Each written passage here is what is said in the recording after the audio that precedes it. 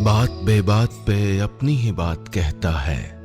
मेरे अंदर मेरा छोटा सा शहर रहता है। दोस्तों, मेरा नाम है नीलेश मिश्रा। कहानियां सुनाता हूं। बिग एफएम पर आप सुन रहे हैं यादों का idiot box with Nilesh Mishra season 5। कहानियां जिनमें आप मिलते हैं खुद से। दोस्तों, मैं आपको सुनाने जा रहा हूं अपनी मंडली की सदस्य अनुलता राज नायर की लिखी कहानी गुजरे हुए लम्हे। मैरी मी नव्या सिडनी के हार्बर ब्रिज के पास एक व्यस्त कॉफी शॉप में चॉकलेट केक का एक छोटा सा टुकड़ा अपने सामने बैठी लड़की के मुंह में डालते हुए समर ने उसकी आंखों में झांका। वो हंस दी जैसे बादलों के बीच से शाम का पहला तारा झांका हो। फिर उसने इठलाकर अपने कंधे तक लहराते बाल पीछे झटके और अपना बायां हाथ आगे बढ़ा दिया। समर ने भवें उचकाई। व्हाट? हाँ या नहीं? यस और नो? नव्या ने अपनी उंगली की तरफ इशारा किया और बोली, रिंग? कहाँ है अंगूठी? ऐसे ही प्रपोज करोगे क्या? समर ने उसका हाथ अपने हाथ में ले लिया और उसकी उंगलियां अपनी उंगलियों में कस लीं और फिर धीरे से बुदबुदाया, से यस नव्या। उसकी आवाज जरा सा कांप गई। नव्या हौले से मुस्कुराई और बोली, यस यस।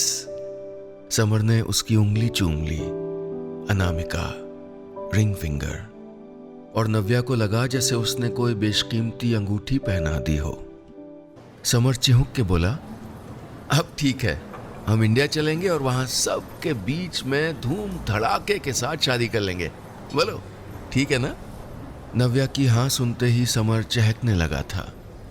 ध्यान से उसका चेहरा देखती रही कि कैसे अपने घर और माँ बाप के जिक्र भर से एक 30 बरस का जवान आदमी भी मासूम बच्चा बन जाता है।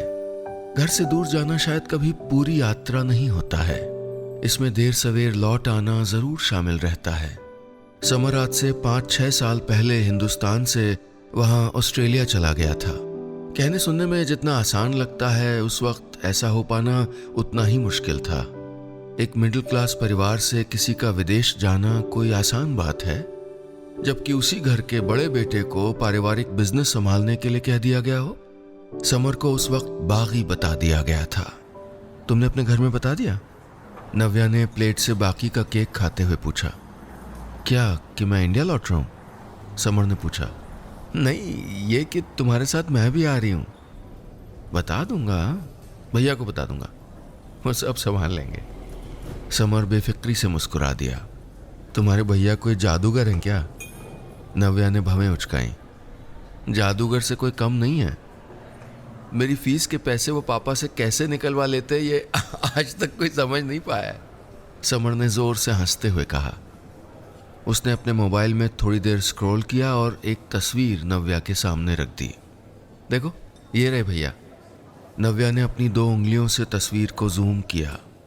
सिल्क की शेरवानी पहने, रेशमी साफा लगाए एक दूल्हे की तस्वीर उसकी आंखों के सामने टिक गई। भैया? ये है तुम्हारे भैया? शब्द नव्या के गले से निकल नहीं रहे थे। उसकी आंखों के सामने घुप अंधेरा छा गया।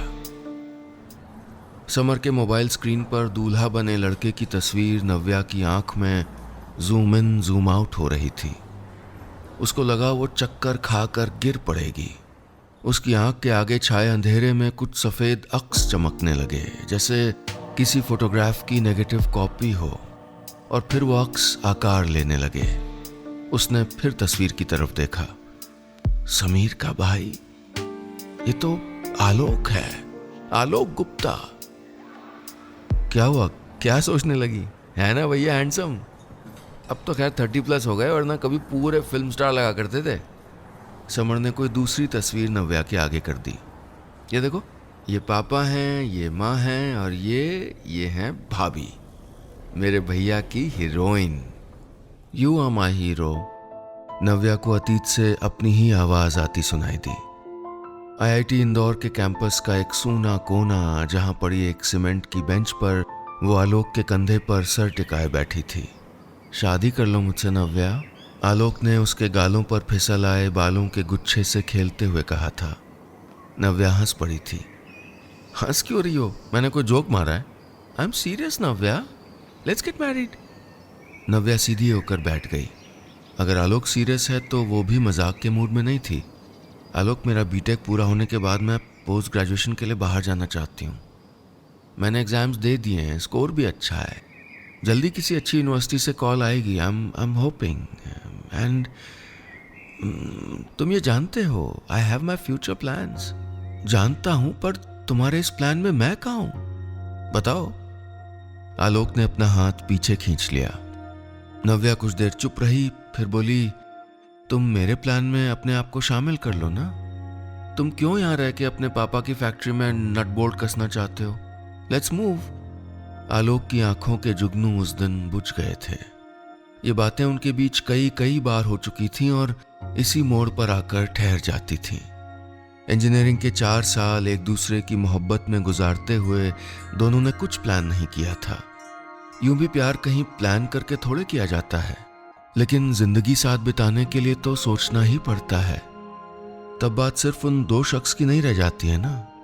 माँ बाप, घर परिवार, देश, खानदान, न जाने कितने मसले मुंह बाएं खड़े रहते हैं। आलोक के भीतर युद्ध मचा रहता था।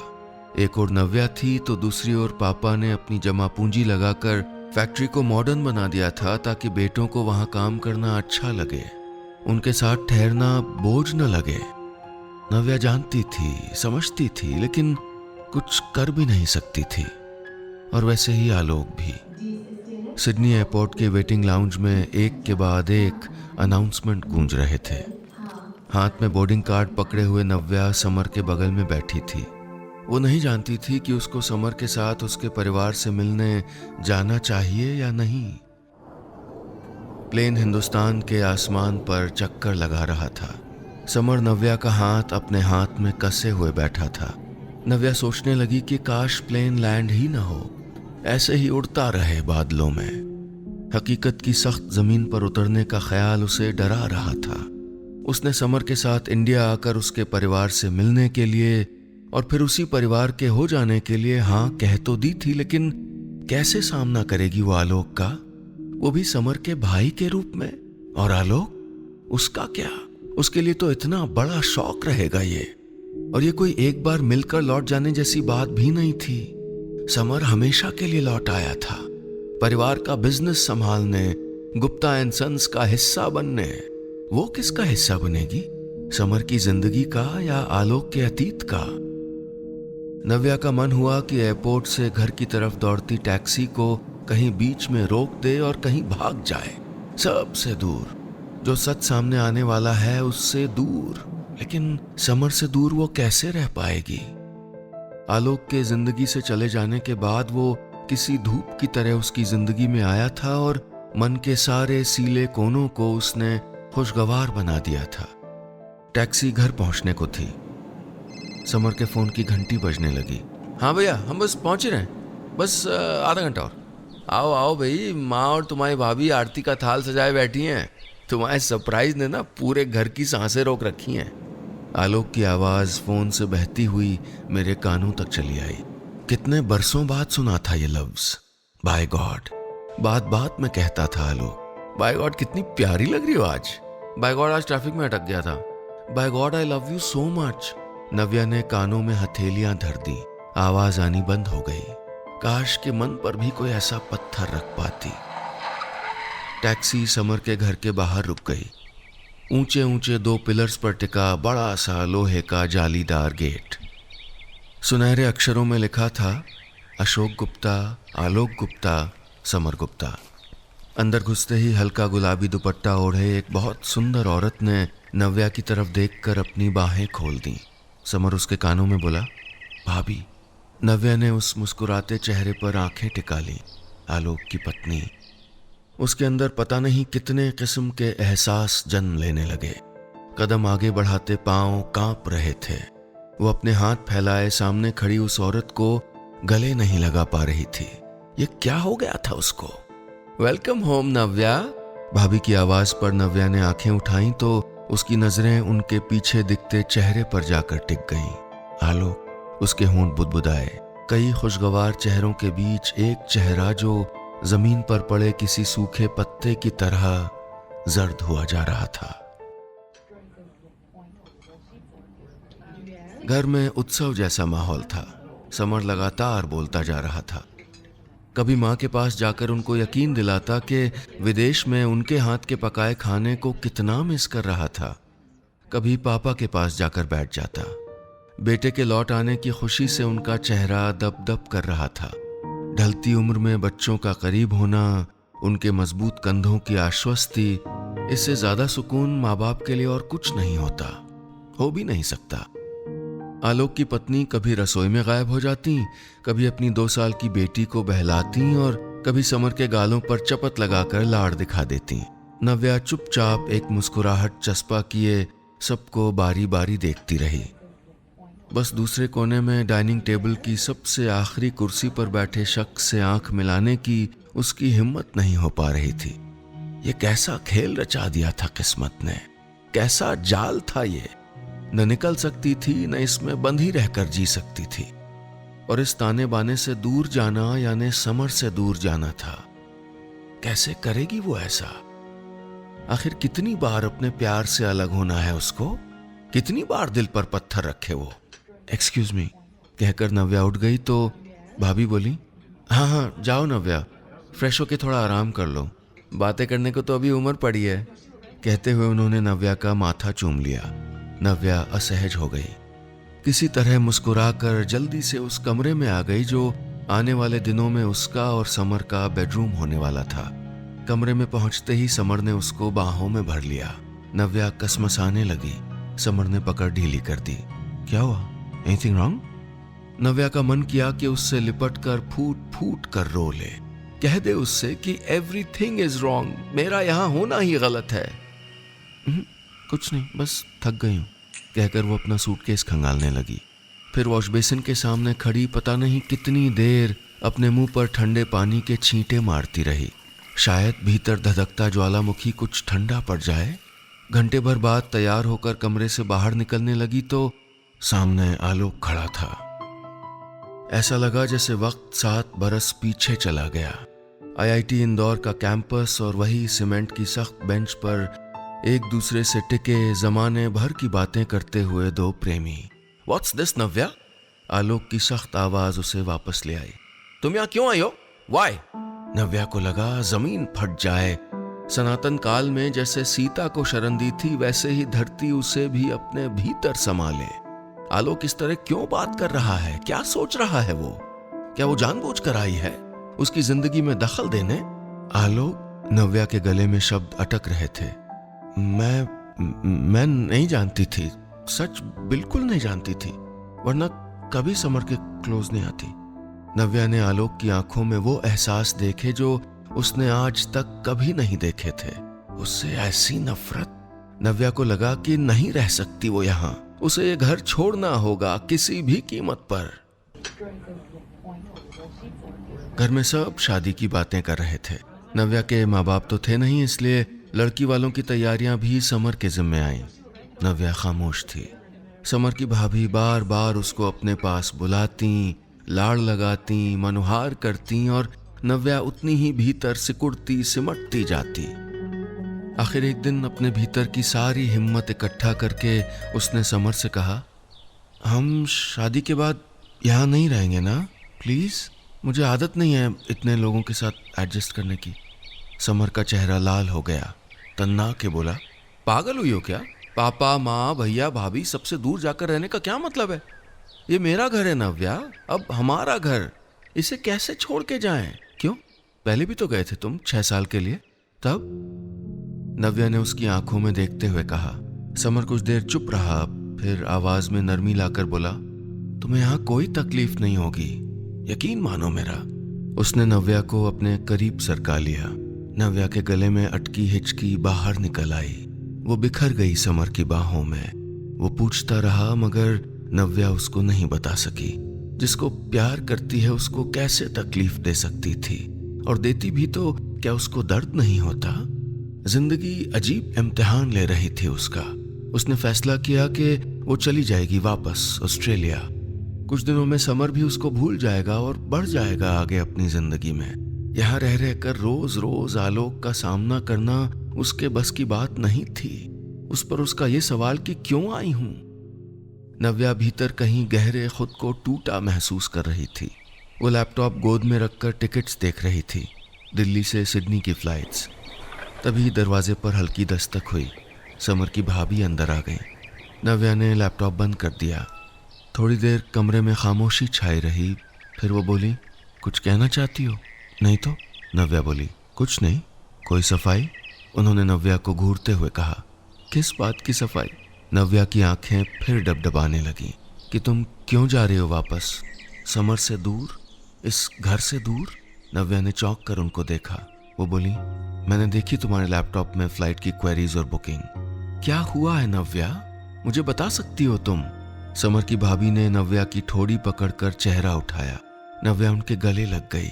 फिर आंसुओं और हिचकियों के बीच मन का सारा गुबार हल्का कर दिया। हर एक बात बता दी। आलोक के साथ जिया एक एक पल उनके सामने रख दिया। वो सुनती रहीं चुपचाप, बिना टोके, बिना एक भी सवाल किए। बस अपनी आंखों के गीले कोर अपने पल्लू से पोंछती रहीं। कमरे में चुप्पी थी।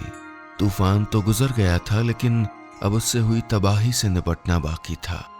नव्या उनकी तरफ देखती रही कि शायद वो कुछ कहें और कुछ और सवाल हो उनके मन में, लेकिन वो कुछ नहीं बोली और कमरे के बाहर निकल गई। नव्या सोचती रही कि आज उसके अपराधों में शायद एक और अपराध जुड़ गया। नव्या ने अपने टिकट्स करवा लिए। 4 दिन बाद की फ्लाइट थी। इन 3 दिनों में वो समर को किसी तरह समझाना चाहती थी कि उसके जाने की वजह क्या है, लेकिन उसके पहले वो ये तय तो करती कि उसे समझाए क्या कहे उससे। अब मैं तुमसे प्यार नहीं करती, ऐसा वो नहीं कहना चाहती थी। चाह के भी नहीं कह सकती थी। प्यार होते हुए प्यार नहीं है ये कहना बहुत तकलीफ देह होता है, और ये सबसे कठिन झूठ भी है, झट से पकड़े जाने वाला। तो फिर क्या कहे? या बिना कुछ कहे एक दिन गायब हो जाए, उसे और साथ में उसके माँ बाप को भी दुख दे डाले? कैसी भूल भुलैया में फंस गई थी वो। बाहर निकलने का रास्ता मिल ही नहीं रहा था। उस रात खाना खाने के बाद नव्या अपने कमरे में जाने लगी तो भाभी ने आवाज लगाई। वो ठहर गई। भाभी पास आई और उसकी कलाई पकड़कर छत की सीढ़ियां चढ़ने लगी। नव्या ने कोई विरोध नहीं किया। ऊपर पहुंची तो वहां छत पर बाउंड्री वॉल से टिककर आलोक खड़ा था। नव्या आखिरी सीढ़ी पर ही रुक गई, जैसे टांगें बर्फ हो गई हों। उसने पास खड़ी भाभी की आंखों में देखा। नहीं पहचान पाई कि उनमें कौन सा भाव था। आलोक नव्या को एकटक देख रहा था। फिर बोला, आई एम सॉरी नव्या, तुम्हें देखकर मैं इतना परेशान हो गया और पता नहीं तुमसे क्या क्या कह गया। नव्या ने भाभी की तरफ देखा। वो मुस्कुरा रही थीं। नव्या बारी बारी दोनों के चेहरे पढ़ने की कोशिश करने लगी। मत जाओ नव्या, समर तुम्हें बहुत प्यार करता है। आलोक नव्या के थोड़ा और पास आ गया। और तुम मुझे लेकर परेशान मत हो। मैं जानता हूं कि अब हमारे बीच कोई फीलिंग्स नहीं है। मैं तो कब का उस रिश्ते को पीछे छोड़ के आगे बढ़ गया था, और तुम भी तो, है ना? नव्या ने धीरे से सर हिलाया। ठीक ही तो कह रहा था वो। पिछले कितने सालों में उसने कभी आलोक को याद नहीं किया। न कोई कड़वाहट, न कोई मीठी याद। सच तो है, जिंदगी में प्यार एक ही बार हो ऐसा कोई नियम थोड़े है। और बीते दिनों को भूलना इतना जरूरी क्यों होता है? टूटे रिश्ते की याद भी तो सहेजे जाना चाहिए, उतने ही एहतियात से। छत पर स्ट्रीट लाइट की हल्की रोशनी में भी नव्या के चेहरे से उतरता दर्द कोई भी देख सकता था। आलोक, उसकी पत्नी और नव्या अब किसी त्रिकोण, किसी लव ट्रायंगल का हिस्सा नहीं थे। अरे क्या चल रहा है यहाँ? कब से खोज रहा हूं आप तीनों को यार। समर की आवाज से छत की खामोशी टूट गई, और फिर उस एक आवाज के साथ थोड़ी देर में बाकी तीनों की आवाजें भी जुड़ती चली गईं।